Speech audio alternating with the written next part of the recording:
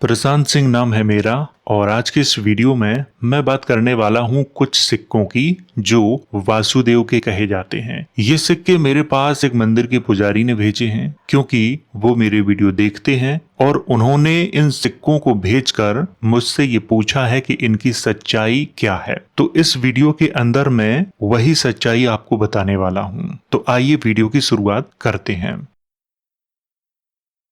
सबसे पहले बात करते हैं इस मैप की। इसे आप अच्छे से देखो और ग्रीक वेक्ट्रियन राजा अगाथोक्लीस का नाम आप लोगों ने सुना होगा क्योंकि इस पर मैं वीडियो बना चुका हूं। उसका शासनकाल जो माना जाता है वो 190 ईसा पूर्व से 180 ईसा पूर्व के मध्य में माना जाता है। और ये वेक्ट्रिया कहाँ था? आज का जो अफगानिस्तान है और पाकिस्तान का जो क्षेत्र है उसका कुछ हिस्सा इसके अंतर्गत आता था। ये राजा पर निर्भर करता था कि अगर राजा शक्तिशाली है तो साम्राज्य की जो सीमाएं हैं वो पंजाब तक लगती थीं। अगर राजा कमजोर हुआ तो सीमाएं छोटी रह जाती थीं। तो यहाँ पर मैं बात कर रहा हूँ वेक्ट्रिया की और आप मैप के माध्यम से भी इसे अच्छे से समझ सकते हो और आपको दिख रहा होगा ये वेक्ट्रिया है, ये गंधार है, ये पंजाब है। तो मैं बात करने वाला हूँ इसी वेक्ट्रिया की और सबसे पहला जो सिक्का है वो दिखाने वाला हूँ। ये देखिए, ये है अगाथोक्लीस जो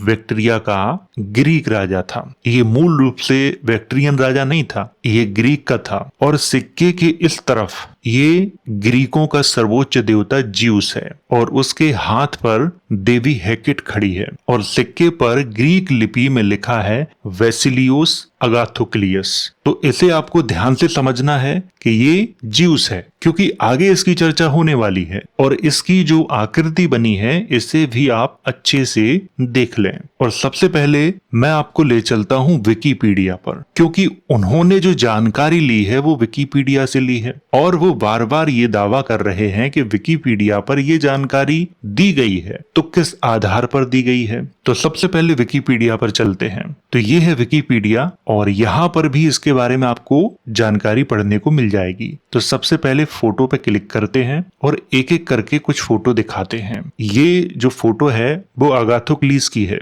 और ये मैं आपको दिखा चुका हूँ। इस फोटो को ध्यान से देखिए। इस फोटो में कई सिक्के आपको दिख रहे होंगे। ये फोटो भी उन्होंने भेजी है और उन्होंने ये पूछा है कि इसमें विष्णु, शिवा, वासुदेवा, बलरामा और बुद्धा की आकृतियां हैं। मैंने उनको तुरंत ही समझाया, न इसमें विष्णु है, न शिवा, न वासुदेवा, न बलरामा, न बुद्धा। इसमें सभी के सभी ग्रीक देवी देवता हैं। तो उन्होंने कहा कि विकिपीडिया पर फिर ये जानकारी क्यों लिखी है? विकिपीडिया पर यह जानकारी भारतीय लोगों ने ही लिखी है तो इसमें भ्रमित होने की जरूरत नहीं है। मैं एक एक करके पात्रों के नाम बताऊंगा और आपको अच्छे से समझाऊंगा कि ये कौन है और ये भ्रम क्यों फैलाया जाता है। एक और सिक्का है उसके बारे में भी उन्होंने पूछा है, ये वाला। इस सिक्के के संबंध में मैं पहले ही वीडियो बना चुका हूं और वो वीडियो उन्होंने देखा है लेकिन उन्हें फिर भी संतुष्टि नहीं हुई क्योंकि उन्होंने विकिपीडिया पर लिखा देखा और आजकल लोग इसी को प्रचारित करते हैं। तो अब करते हैं बात इसकी सच्चाई की। तो सच्चाई ये है आपके सामने। ऊपर वाली जो फोटो है वो है ओरिजिनल और नीचे वाली जो फोटो है वो मैंने एआई से बनवाई है। एआई से मैंने इस तरह बनवाई है कि बिना कुछ बदलाव किए हुए जो पात्र इसमें दिख रहे हैं उन्हें ठीक से दर्शाओ। तो उसने इस तरह से इनको बनाया है और यहाँ से जो इनकी पहचान है वो क्लियर हो जाती है। पहला जो है सिक्का उसमें तो ज्यूस खड़ा है और उसके हाथ पर देवी हेकेट है और दूसरे सिक्के पर एथेना है जो एक ग्रीक देवी है। तीसरे सिक्के पर खुद ही ज्यूस है और चौथे सिक्के पर भी ज्यूस ही है। इसकी मैं आगे चर्चा करूंगा। पांचवें सिक्के पर हेराक्लीस खड़ा है। इन पांचों सिक्कों में से किसी भी सिक्के में न वासुदेव है, न विष्णु है, न शिवा, न बुद्धा, न बलराम। ये सारे ग्रीक देवी देवता हैं। आगे आपको दिखाते हैं। इसकी मैं बात कर रहा था तो इसके बारे में भी झूठ फैलाया जाता है। कहा जाता है ये वासुदेव है। इसकी सच्चाई है ये। आपको मैं अच्छे से दिखाता हूँ, अब आपको समझ में आ गया होगा। ये है ओरिजिनल फोटो और ये है एआई से बनी हुई। एआई को मैंने इतना कहा है कि इस सिक्के में जो पात्र दिख रहे हैं बिना किसी बदलाव के इन्हें अच्छे से दिखाओ, तो एआई ने ये फोटो बनाई और यहाँ से इनकी जो पहचान है वो समझ में आ जाती है कि ये कौन है। तो ये ज्यूस है, जिसको ये कहा जा रहा है कि ये कृष्ण है, ये वासुदेव है, ये बलराम है, ये कहा जा रहा है। ये हल है जो उसने उठा के रखा है। ये सारी जो बातें इसके बारे में कही जा रही हैं ये फेक हैं। ज्यूस प्राचीन यूनानी पौराणिक कथाओं का सबसे प्रमुख देवता है और इसे देवताओं का राजा भी कहा जाता है और इसके हाथ में वज्र रहता है और इसके प्रतीक के तौर पर भी वज्र को दिखाया जाता है और गरुड़ को दिखाया जाता है। एक हाथ में ये चक्र लिए हुए दिखाई दे रहा होगा आपको। तो चक्र का क्या महत्व है ग्रीक संस्कृति में, ये भी मैं आपको बताता हूँ। मैंने कई बार अपनी वीडियो में आपको ये बताया है कि ग्रीको बुद्धिज्म नाम की एक परंपरा चली थी। तब ग्रीकों ने बुद्ध के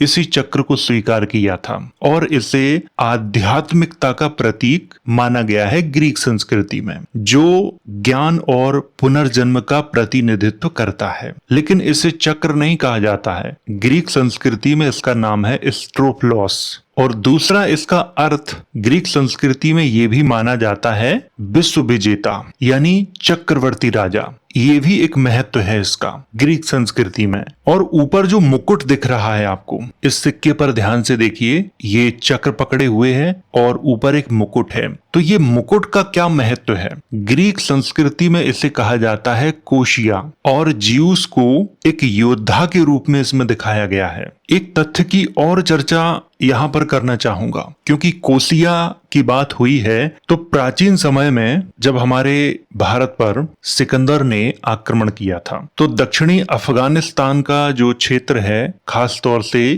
कंधार वाला, जिसमें कुछ हिस्सा आज का जो बलूचिस्तान है उसका भी आता था, उसका नाम सिकंदर ने रखा था अराकोशिया अर्थात आर्यों का मुकुट। सिकंदर से पहले इस क्षेत्र का नाम क्या था? इसकी जानकारी मिलती है ईरानी राजा डेरियस के लेखों में। डेरियस के लेखों में इस क्षेत्र का जो नाम है वो है हरोप्तिस, जो प्राचीन फारसी में है, और कुछ लेखों में हरखावती इसे कहा जाता था। तो ये नाम परिवर्तित करके सिकंदर ने इस क्षेत्र का जो नाम है वो अराकोशिया रखा था, यानी आर्यों का मुकुट। ये उसी का प्रतीक है। इसीलिए ज्यूस को मुकुट और चक्र के साथ विश्व विजेता के रूप में दिखाया गया है।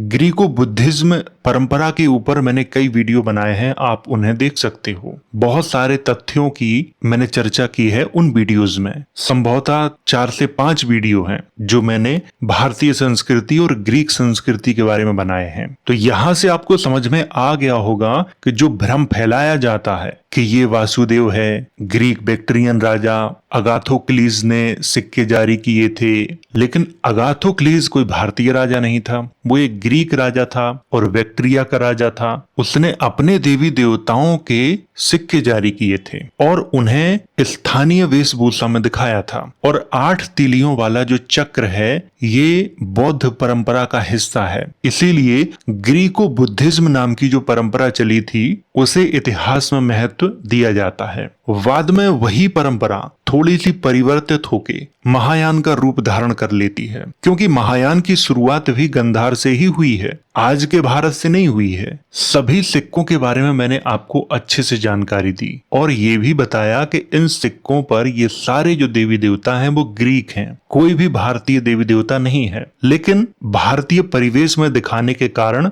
यहाँ के कुछ लोग हैं जो भ्रमित हो जाते हैं। एक सिक्का उन्होंने और भेजा था जिसकी मैं चर्चा करना चाहूंगा और वो है ये वाला सिक्का। इसके संबंध में उन्होंने कहा था कि ये सिक्का 300 ईसा पूर्व का है और इस पर कृष्ण की आकृति है। तो इस सिक्के को कैसे हम लोगों ने पहचाना कि ये सिक्का फेक है? क्योंकि 300 ईसा पूर्व में इस तरह के सिक्के हमारे देश में नहीं चलते थे। मौर्यों के सिक्के अभी भी मौजूद हैं, आप उन सिक्कों को देख सकते हो, वो इस तरह के सिक्के नहीं थे। और जो लिखावट इन सिक्कों पर दिख रही है ये धम्म लिपि या ब्राह्मी लिपि की नहीं है, इसे एआई के द्वारा बनवाया गया है और ये सिक्का पूरी तरह से फेक है। ये सिक्का कहीं पर भी नहीं पाया गया है। तो इस तरह के सिक्के लोग एआई से बनवाते हैं और फेक न्यूज फैलाते हैं, तो फेक न्यूज से बचो। मैं अपने कई वीडियो में ये कह चुका हूं कि जहां प्रमाण हैं वहां पर हर चीज स्वीकार्य है, लेकिन जहां पर प्रमाण नहीं है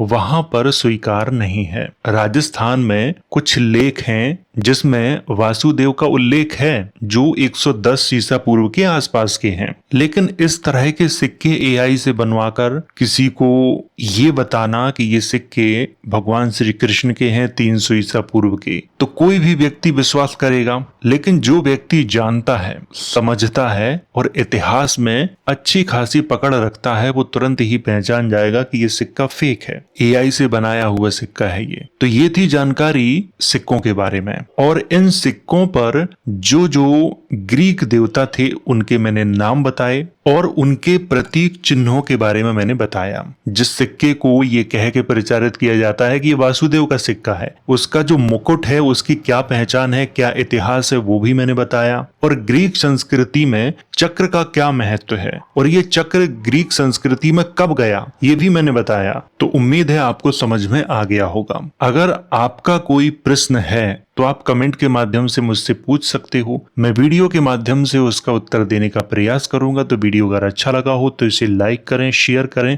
वीडियो देखने के लिए धन्यवाद।